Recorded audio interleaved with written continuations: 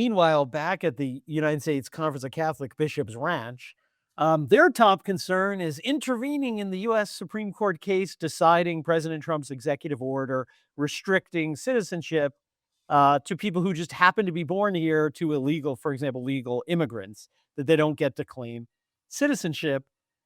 So the USCCB filed what's called an amicus curiae brief, a friend of the court brief, where you're supposed to help the court by presenting some legal arguments that may not be presented in the parties' arguments. And essentially, it's honestly, as a Catholic reading this thing, it was embarrassing that the bishops filed this. It's an argument that they essentially say, which is false. Well, the Catholic Church and Catholicism and the moral law has always taught that the dignity of the human person means wherever you're born, you're entitled to citizenship, which is, first of all, just factually not true. And if it were that immoral, they've just condemned 2,000 years of Catholic countries, because this idea that you become a citizen where you are born is pretty novel. If you want to look at this map we'll put up here on the screen, there's only about 30 countries in the world that have this. And look, they're all in our hemisphere, all the New World.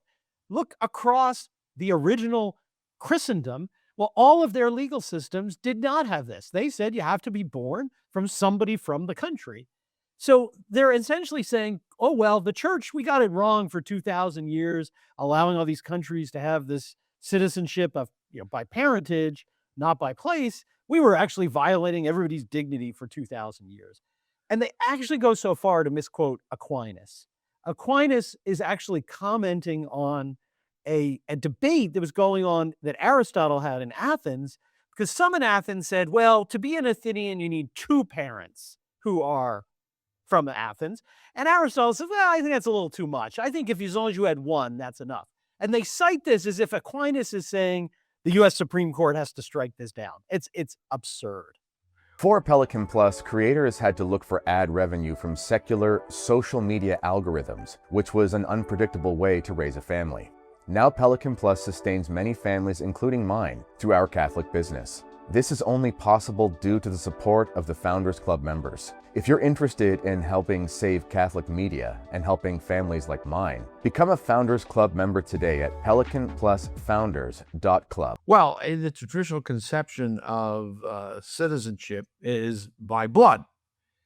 So, for example, Italians born in the United States to people who are descended directly from native Italians have a right, at least until recent changes in Italian citizenship law, to citizenship by blood, because you're part of that people.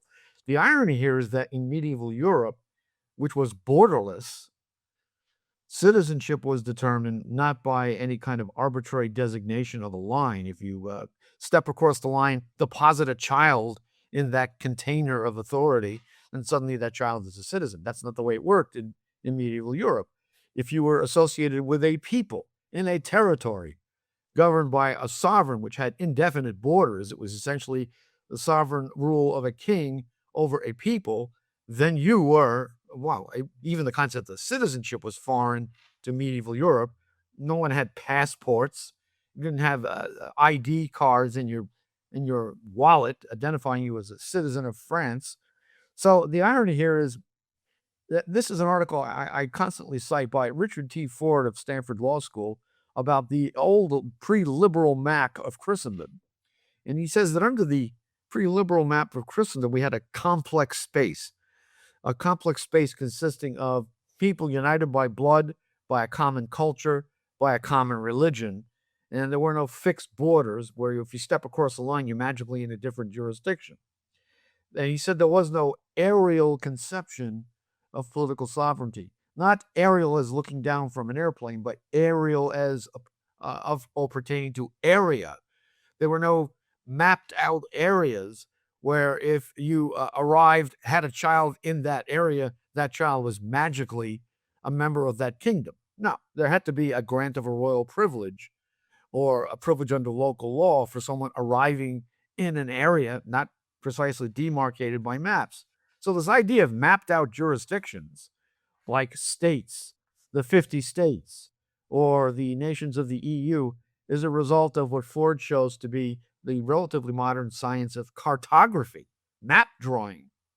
And what he says is really quite striking. He says that cartography, the drawing of jurisdictional containers, arbitrary designations of lines on a map, is a tool of political liberalism, which allows the liberal state, the post-Christian, politically atheistic state, to draw out arbitrary boundaries within which you are subject to the jurisdiction of that state just by virtue of being there.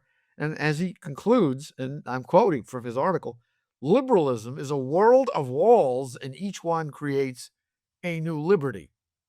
Now, even under that conception, is it a reasonable argument that the framers of the 14th Amendment